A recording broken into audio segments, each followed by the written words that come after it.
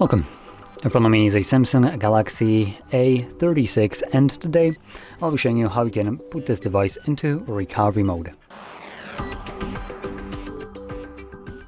Now for this you will need to grab a cable and plug it into your computer, as Samsung has been annoying enough to basically allow you to boot into this mode only using cable. No other device really needs that. So I'm gonna keep it by our side. So first thing, hold power button, volume down, and then once you have the boot options show up on the screen, select power off.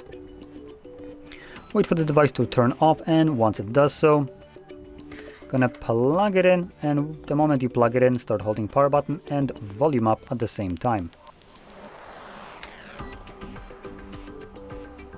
In a moment you will see Samsung and then Galaxy.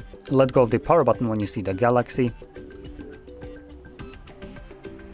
and this redirects you to the recovery mode. Here you can unplug the cable, as like I mentioned, it serves no actual purpose other than just to annoy you.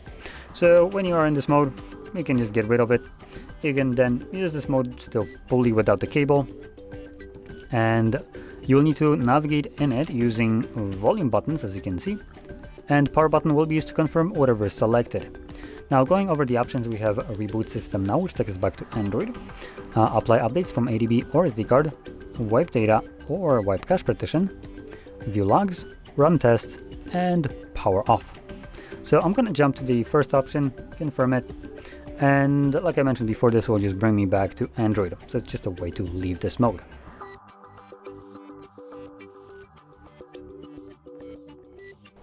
And there we go. So if you found this very helpful, don't forget to hit like, subscribe, and thanks for watching.